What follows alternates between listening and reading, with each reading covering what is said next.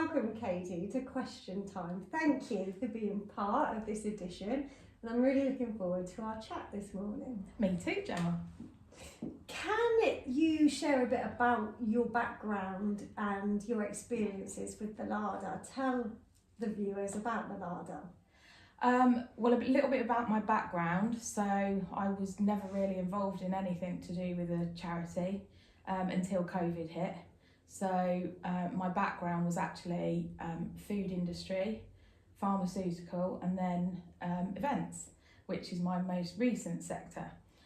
Then when COVID hit and events disappeared, the Larder sort of developed and has turned into what it is today over the last 5 years.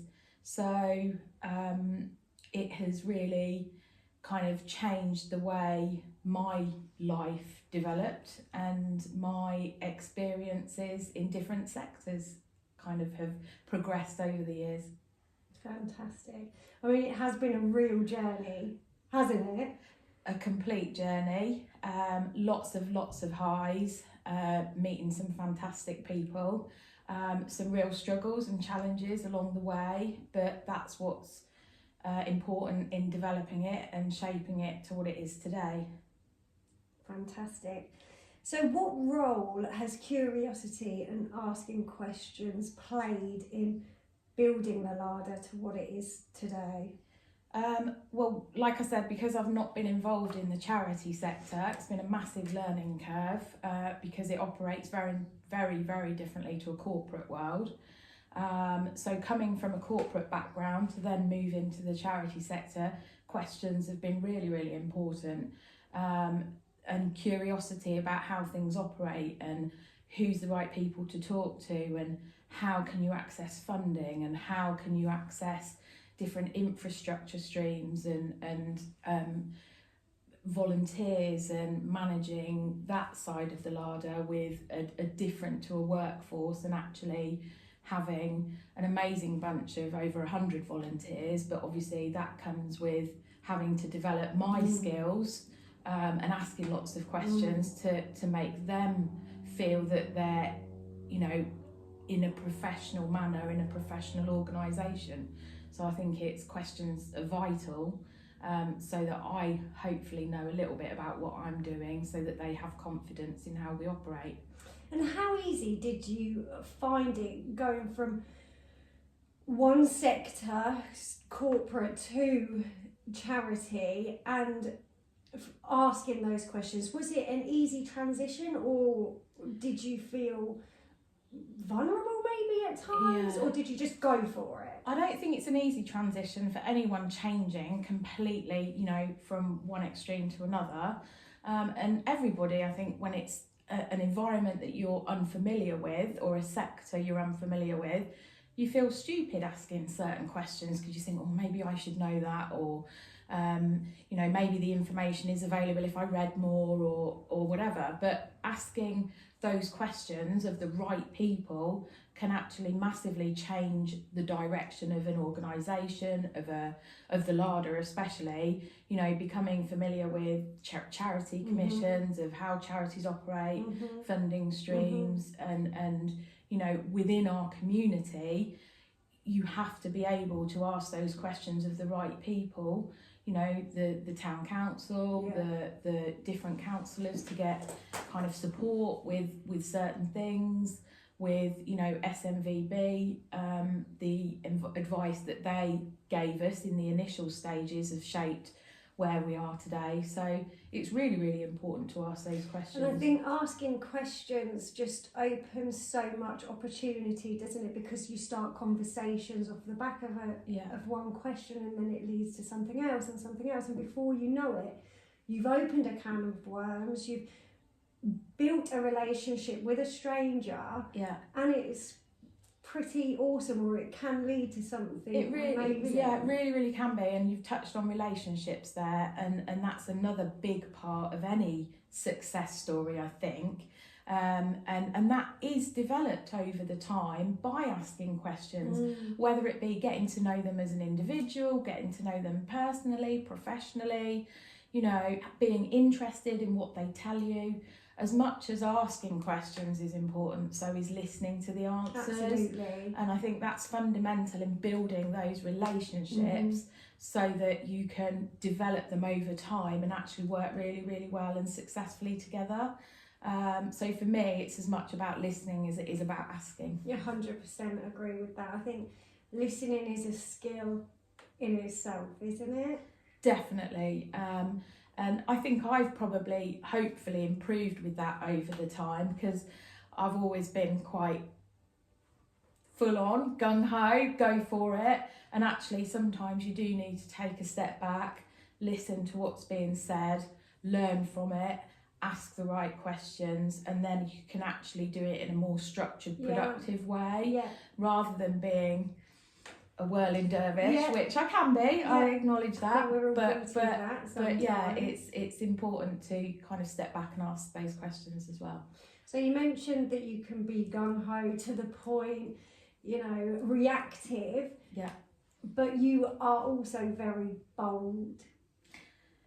I think in the charity sector especially, that has probably been something that has developed in my character over the last 5 years. Okay.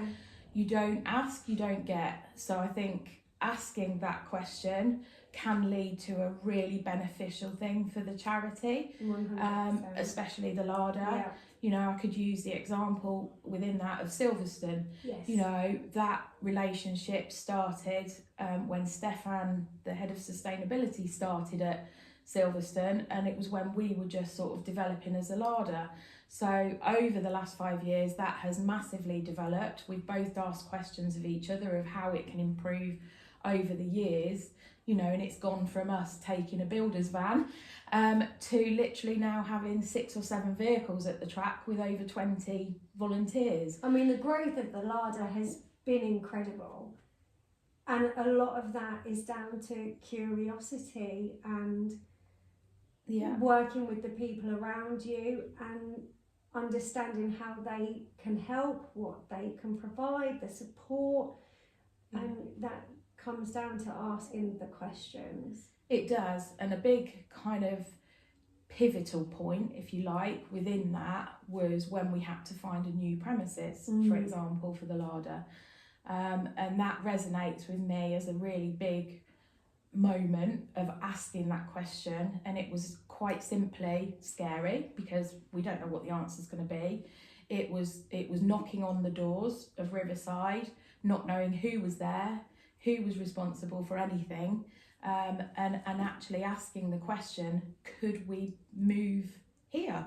And you know, that was a cold knock on the door, and actually it led to what the Larder is now today, and us actually now having Riverside as an exciting possibility of a big community hub. So from that one knock on the door of asking that simple question of, is there a home here for us, has led to hopefully us being able to transform it into a community hub. I mean, the project of the community hub is going to be amazing, so that's really exciting things to come for the future for the Larder. Definitely. And I think we're all excited to see what that looks like in the coming months. Yeah, and lots of questions will need to be asked, and we're going through the due diligence process at the moment to ask all those questions of the right people to make sure that we have the lease in place, the funding in place, the building what people actually want, the functionality what people want, you know, what do the community want it to be. So asking those questions of the community is just as important as asking it of the property team and the council and people like that. It's important to hear what everyone wants and not just, you know, some stakeholders. Yeah. So it's important. Yeah, definitely. So studies have shown that as we grow up, grow older, we become scared, reluctant, hesitant to ask questions. Yeah. Why do you think that is? I think it's a fear of not wanting to look stupid, or you get to a certain age, you think, oh, I really think I should know that already, but you don't. And it's fine to say, I don't know that, I want to know that, please can you tell me? And that's why it's so important to ask those questions, because that can open, like you said, a can of worms, but actually a lot of information that can help you do your job, improve your personal life, lead to friendships, lead to partnerships, you know. So it's important to have that courage to ask. Absolutely. I mean, we find there are still people that are accessing us, especially with our relationship with the food bank. You know, people get to desperation before they will ask for help. And we shouldn't be in a society like that. People should feel confident that they can say, I'm struggling at the moment. I really need a little bit of help. And that's what we try to do and encourage as a Larder, being open to everyone, keeping those conversations open, and hopefully pointing people in the right direction of other services that they can access, and not just the Larder. But that all stems from asking a question, and that usually is asking for help. Yeah, without a doubt. So on that note, where can people find the Larder?